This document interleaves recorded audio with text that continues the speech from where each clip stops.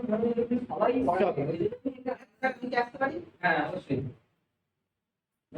নমস্কার ম্যাম। নমস্কার স্যার। ধন্যবাদ স্যার। থেকে আসছেন? স্যার আমি জোয়ারদাস জেলার মোহাম্মদপুর থানার অন্তর্গত মন্ডল গ্রাম থেকে আসছি। আমার কথা কিছু ছোট আমি বর্ধমান জেলার মোহাম্মদপুর থানা থেকে আসছি। আমি 2014 সালে মাধ্যমিক, 2017 সালে উচ্চ মাধ্যমিক এবং সামনে নিজেদের করছি কমপ্লিট করার পর আমি স্নাতক উত্তীর্ণ হই বিজ্ঞান বিভাগে এবং তারপরে নিজেকে শিক্ষকতার চেষ্টা নিজেকে শুরু করি। আচ্ছা, আজকে কি বিষয়ে ডেমো দেবেন? স্যার আমি আজকে আপনাদের এই বলাবাকে নলেজ সম্পর্কে প্রাথমিক ধারণা। ঠিক আছে, তুমি ডেমোটা দিয়ে দাও। ধন্যবাদ স্যার। স্যার আমি এই কোর্সটাকে কি কাল্পনিক ক্লাসরুম ভেবে নিতে পারি? আমার ছোট্ট বন্ধুরা তোমরা সবাই কেমন আছো? ভালো আছো তো? আমিও খুব ভালো আছি তো।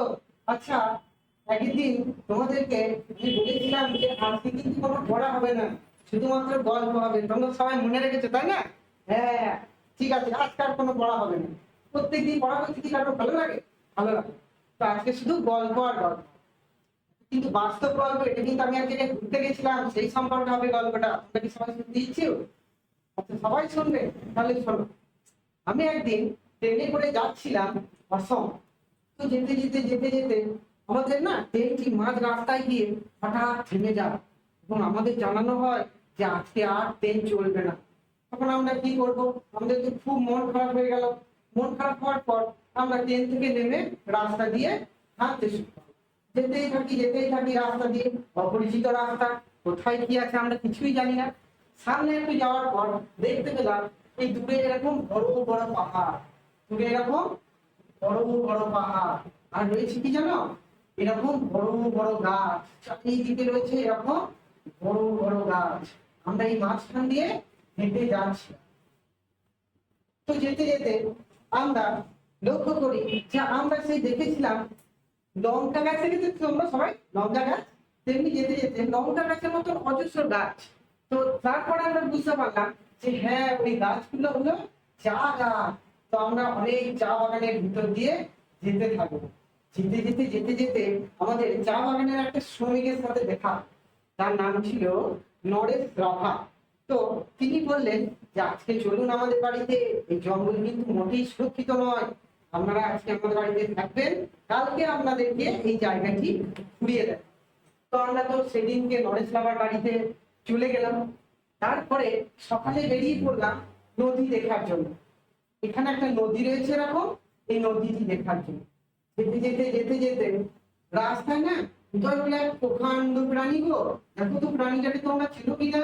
আমরা সকলে চিনি প্রাণীটিকে। হ্যাঁ, দেখো তো চিনি কিনা। দেখো তোর মতন কান আর বড় বড় পা, মোটা মোটা। এই সামনে বড় রয়েছে শুঙ্গ। চেনো তোমরা এটা কি? বলো। রহিম? হ্যাঁ, এটা একটা হাতি। তো আমাদের সামনে তো একটা হাতি এসে উপস্থিত। তখন সবাই ভয় পেয়ে যায়।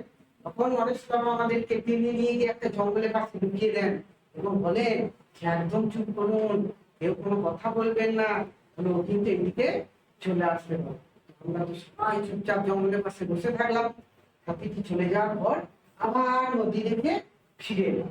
এইবার নরেশ বাবা আমাদেরকে বললেন যে চলুন তাহলে আমাদেরকে এখানকার একটা বিখ্যাত প্রাণী, সেই প্রাণীটিকে দেখানো যায়। তো আমরা সবাই উঠে বসলাম একটা ওয়াচ টাওয়ার। ওয়াচ টাওয়ার কি জানো জিনিসটা? ওয়াচ টাওয়ার হলো সেই জায়গা যেখান থেকে জঙ্গলের অনেকটা অংশ না দেখা যায় এবং এখানে আমাদেরকে কোনো প্রাণীও আক্রমণ করতে পারবে না। তাই না বলো? তোমরা সবাই যাবে ওয়াচ টাওয়ার দেখতে? আচ্ছা, নিয়ে যাবে। আচ্ছা, এইবার আমরা তো অপেক্ষা করতেই থাকি ওয়াচ টাওয়ারে বসে বসে, কোন সেই প্রাণীটি আসবে, আমাদের কখন প্রাণীটিকে দেখাবো। কিন্তু প্রাণীরা আর দেখেনি।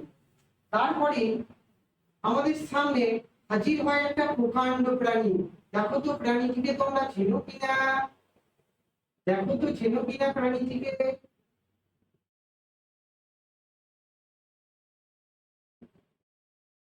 হ্যাঁ, একটা সিংওয়ালা প্রাণী গো। তোমরা চেনো? দেখো প্রাণীটিকে সকলে চেনো। হ্যাঁ, একটা গন্ডার। বুঝতে পেরেছো? এবার তখন আমার মনে হলো তাহলে আমি কোথায় এসেছি। আমার মনে একটা কোশ্চেন।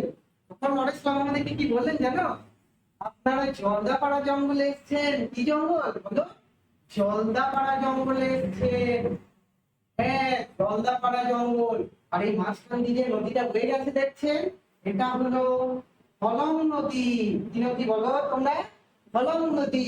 এই জঙ্গলের সাইড দিয়ে আর একটা নদী বয়ে গেছে তো, তোমরা চেনো সেই নদীটা? কি নদী বলো, কেউ বলতে পারবে? হ্যাঁ, তোরসা নদী। বাহ, তোমরা তো ভালো শুনলে দেখছি গল্পটা। এবার গল্পটা কে কেমন শুনলে, গল্পটা আমরা জঙ্গলে কি কি দেখতে পেলাম, তাহলে তোমাদেরকে একটু জিজ্ঞেস করা যাক কে কেমন শুনলে বোঝা যাবে তাহলে। আচ্ছা রাম, তুমি বলো যে এই জঙ্গলে একটা বিশেষ প্রাণী থাকে, সেই প্রাণীটার নাম কি? বলো বলো বলো।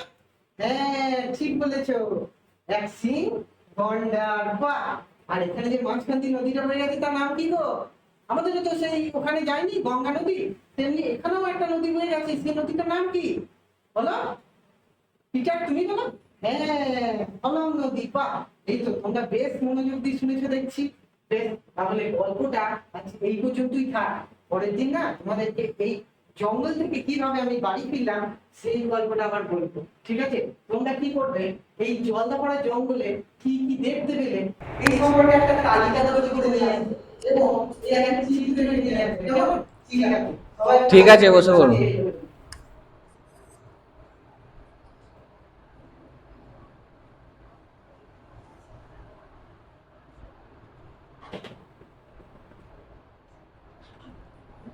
বসে পড়ুন। আচ্ছা, আপনি যে তোরসা নদীর কথা বললেন, এই তোরসা নদীটা কোথা থেকে সৃষ্টি হয়েছে? এটা তিব্বতের একটা হিমবাহ থেকে সৃষ্টি হয়েছে এবং পরবর্তীকালে আমাদের পশ্চিমবঙ্গে হয়েছে। আচ্ছা, ওই যে উপত্যকাটার নাম কি বলতে পারবে, জানা আছে? স্যার আমার কি মনে হয় যে জানা নেই, তবে আমার মনে হয় যে চিমাইনগুম এরকম কিছু হতে পারে। আচ্ছা, চিমাইনগুম নয় ওটা। আর কতগুলো দেশ পার করে আমাদের এই তোরসা নদীটা এসেছে জানা আছে? মানে মোট কতগুলো দেশের উপর দিয়ে গিয়েছে এই নদীটা? আচ্ছা, তোরসা নদী সাধারণত চীন, নেপাল এবং হয়ে আমাদের সরি স্যার আমার কি মনে হয় জানি না। আচ্ছা, তুমি অসম যাচ্ছিলে না আসাম যাচ্ছিলে? স্যার এটা অসম এবং আসাম দুই বলা যায়, তো আমি অসমে গেছি। আচ্ছা, তাহলে অসম আর আসাম কেন, দুটোই কি এই রাজ্যটার নাম দুটোই আছে? স্যার আগে দেখা হতো আসাম বর্তমানে অসমে যেতে হবে, যেমন বর্তমানে কেরালা নাম পাল্টে গেছে কেরালা, তেমনি পূর্বে নাম ছিল আসাম, বর্তমানে হচ্ছে অসম। কেরালার নাম পরিবর্তন করে কি রাখা হয়েছে? কেরালা। বানানটা বলুন একবার। এটা আচ্ছা, ওটা ঠিকঠাক জেনে নেবে একবার। লং স্যার, এটা লং। হ্যাঁ, আচ্ছা। আর হিমাচল প্রদেশের কটা রাজধানী জানা আছে? স্যার হিমাচল প্রদেশের সাধারণত দুটো রাজধানী, শীতকালে একটা, গ্রীষ্মকালে একটা, কিন্তু বর্তমানে আমার সেই রাজধানীগুলোর নাম নেই। আচ্ছা, বর্তমানে কত?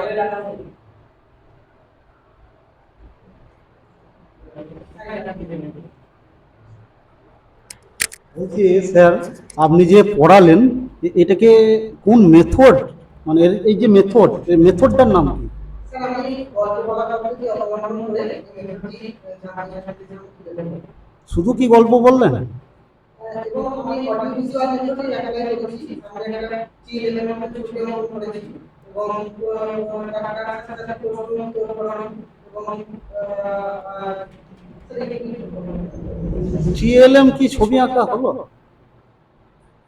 স্যার আমি টিএলএম এর শব্দের অর্থ কি? টিচিং লাইন লিখেছি। টিচিং। শিক্ষণ সহায়ক উপকরণ। অর্থাৎ আমি পড়ানোর কাজে শিক্ষার্থীদের সাহায্যের জন্য যা কিছু করবো সেটাই টিএলএম হবে। আমি নিজেও একটা টিএলএম হবে। আমি যেটা বলছি যে আপনি বললেন যে আপনি ডিএলএড করেছেন, ডিএলএড এর ফুল ফর্ম কি? Diploma in elementary. এলিমেন্টারি কেন বলছি? এলিমেন্টারি কথা বাদ করতে প্রাথমিক। প্রাথমিক বলছি, তাহলে অপারেশন ব্ল্যাকবোর্ডের নাম শুনেছেন? বলুন কি? স্যার পূর্বের দিনে প্রাথমিক বিদ্যালয় এবং অনেক বিদ্যালয়ে দেখা গেছে যে উপযুক্ত ক্লাসরুম নেই, উপযুক্ত ব্ল্যাকবোর্ড নেই, শিক্ষাদান করানোর জন্য উপযুক্ত শিক্ষক নেই এবং শিক্ষক সহায়ক উপকরণ নেই। তো এই সমস্ত কিছু দূর করার জন্য 1986 সালে জাতীয় শিক্ষানীতিতে অপারেশন ব্ল্যাকবোর্ড কথাটি ব্যবহার করা হয় এবং এখানে 1987 সালে লেখা এখানে বলা হয় যে কমপ্লিট বি এমন ক্লাসরুম থাকবে যেটা সমস্ত ঋতুতে ব্যবহার করা যাবে। কমপক্ষে দুজন টিচার থাকতেই হবে, তার মধ্যে একজন মহিলা এবং একজন পুরুষ টিচার। এবং এছাড়াও এর পাশাপাশি বিদ্যালয়ে থাকতে হবে উপযুক্ত শিক্ষণ সহায়ক উপকরণ। এই 8টি সম্পর্কে জানা হয়েছে? আটটির ফুল ফর্ম কি? রাইট টু এডুকেশন অ্যাক্ট কত সালে হয়েছিল? 2009। ঠিক আছে। আচ্ছা, ABCD এই চারটে যে লেটার বললাম, এদের মধ্যে কোনটাকে আপনি পার্থক্য হিসাবে দেখবেন, মানে কোনটা আলাদা এদের মধ্যে এদের মধ্যে কোনটা আলাদা হবে দেখবেন? মানে এটাকে যদি আমি বাদ দিতে বলি কোনটা আলাদা এগুলোর সঙ্গে? স্যার আমি বলতে পারি যে এটা হয় বাকি তিনটে অংশ। আচ্ছা আচ্ছা, আমরা আই এর পর কখন ইজ বসাই? আই যখন আমি নিজে আই ইসের অ্যালফাবেট, তো এইভাবে যদি আমি ব্যবহার করি আই হলো একটি বর্ণ, তো সেই সেক্ষেত্রে আমি আই ব্যবহার করি। আচ্ছা আচ্ছা, একটা অনুজ্ঞাসূচক বাক্যের একটা উদাহরণ বলুন। অনুদাসূচক বাক্য দ্বারা স্যার আমি আসতে পারি এটা কি আছে? এর দ্বারা বোঝানো হচ্ছে যে আমি এটা যে আপনাদের কাছে আর্টিকেল অনুমতি চাইছি যে আপনি ঘুরে আসতে পারেন। অনুজ্ঞাসূচক বাক্য কখন হয় জানা আছে? না স্যার পরে আমার ঠিক মতো মনে নেই, আমি বলতে পারি। আচ্ছা, অযোগবাহ ধ্বনি বা বর্ণ কাদের বলে জানা আছে? না স্যার বাংলা ভাষায় মাত্রাহীন স্বরবর্ণ কতগুলো আছে? সর্বর্ণ রয়েছে মাত্রাহীন স্বরবর্ণ মাত্রাহীন এ ওই ও ও চারটি রয়েছে। আর নেই? স্যার মোট 10টি রয়েছে, তার মধ্যে সর্বর্ণে রয়েছে সর্বর্ণের মধ্যে স্যার আমার মনে হয় যে এইগুলি রয়েছে। বাংলা ভাষায় স্বরবর্ণ আছে কতগুলো এখন? স্যার এটার কিছু সর্বর্ণে 10টি রয়েছে। কোনটা বাদ গিয়েছে? জিটাকে বর্ণনা করা হয়। আচ্ছা, আর ব্যঞ্জন বর্ণ কতগুলো আছে? ব্যঞ্জন বর্ণ 39টি রয়েছে। আচ্ছা, আর মাত্রাহীন ব্যঞ্জন বর্ণ কতগুলো আছে? মাত্রাহীন রয়েছে স্যার 11টি। কি কি বলো দেখি? ব, ধ, তালবস্য, খ, রি, মূর্ধন্য। তালবস্যটা কি মাত্রাহীন? হ্যাঁ স্যার, মাত্রাহীন না, অর্থ মাত্রা। আমি মাত্রাহীন ধরেছি তোমাকে। আচ্ছা স্যার, মাত্রাহীন আমি ভুল বলেছি, আমি যেগুলো বললাম সেগুলো সব অর্থ মাত্রা। এই ঠিকমতো শুনতে পারিনি। তো মাত্রাহীন হয়েছে 10টা। 10টা মতো বলা যায় না। মতটা কি বলা যাবে? স্যার আমি সিরিয়াল লাগিয়েছি স্যার। 10টা। আচ্ছা, আসাম রাজ্যটা তুমি যাচ্ছ, আসাম কি কি জন্য বিখ্যাত বলো দেখি? আসাম চায়ের জন্য বিখ্যাত স্যার। আচ্ছা, আর কি কিছু নেই আসামে? স্যার আসামে আমাদের রয়েছে যে আসামে একটি এয়ারপোর্ট রয়েছে। আসামে একটা দ্বীপ রয়েছে, বিখ্যাত দ্বীপ, যেটা পৃথিবী বিখ্যাত। বলো দেখি তার নাম কি? সরকারি আচ্ছা, পিকিং স্যার। ঠিক বললে? আচ্ছা, হিন্দুদের একটা বিখ্যাত মন্দির আছে আসামে। আমার একটি মন্দির রয়েছে। আচ্ছা, ওকে কামরূপ কেন বলছে? কামকার অর্থ হলো যে আমাদের যে শরীরে কামের যে জায়গাটা রয়েছে সেখানে আমাদের মাসুদি আপনার ওখানে মাসুদি জোরালো করার জন্য এখানে কামাখ্যা বলা হয়। আচ্ছা, আপনি আসাম যাচ্ছিলেন, আসামের একটা বিখ্যাত নাচ আছে, সেই নাচটার নাম বলতে পারবেন? বিহু। আচ্ছা, আপনি যখন আসাম যাচ্ছিলেন তখন বললেন যে হলং নদী এইসব দেখেছিলেন, তো আমাদের পশ্চিমবঙ্গের কোন নদীকে ত্রাসের নদী বলা হয় বলতে পারবেন? তিস্তাকে ন্যাশনাল নদী বলা হয়। আচ্ছা, কেন বলা হয়? কারণ এই তিস্তা নদীটি হলো প্রত্যেক বছরই আমাদের দুটো আমাদের গোল প্রোগ্রাম শিখে দেওয়া যায় এবং একটা কমিটি দেওয়া হয়। তাই আমরা কিছুটা আচ্ছা, আপনি তিস্তা বলছেন নদী, হলং বলছেন নদী, তাহলে নদ আর নদী আমরা দেখবেন নদও পাই, অজয় নদ, তাহলে নদ আর নদীর মধ্যে পার্থক্যটা কোথায় একটু বোঝাতে পারবেন? আমাদের হিন্দু মতে আমাদের মানে ছেলেদের ক্ষেত্রে ছেলেদের আমাদের যে সমস্ত নদী নামগুলি রয়েছে যেমন অজয়, দামোদর, এগুলো আমরা নদ বলে থাকি। তাহলে ময়ূরাক্ষীকে আমরা নদী বলি না কেন? ময়ূরাক্ষী তো ছেলেদের নাম নয়। ময়ূরাক্ষী তাহলে তো নদ না নদী, কি মনে হয়? নদ, তাহলে ময়ূরাক্ষী কি কোনো ছেলের নাম হতে পারে? তাহলে তো এই বিষয়ে নদ নদীর ডিফারেন্সিয়েশন নয় অ্যাকচুয়ালি। ঠিক আছে। আর শাখা নদী আর উপনদীর মধ্যে পার্থক্য কি? যেটা মূল নদী থেকে বেরিয়ে অন্য জলাশয়ে বেরিয়ে এসেছে এগুলিকে আমরা শাখা নদী বলতে পারি এবং উপনদী হলো সেই নদীগুলি যে নদীগুলি অন্য জায়গা থেকে এসে আমাদের নিজের নদীতে মিলিত হয় সেগুলি হলো ঠিক আছে।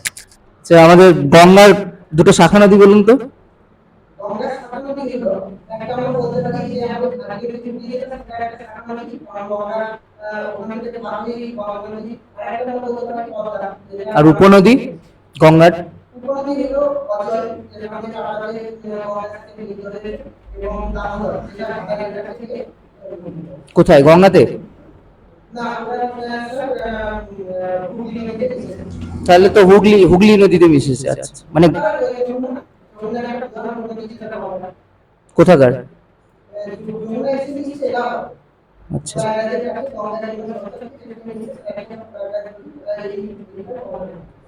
ঠিক আছে। ঠিক আছে। আসলে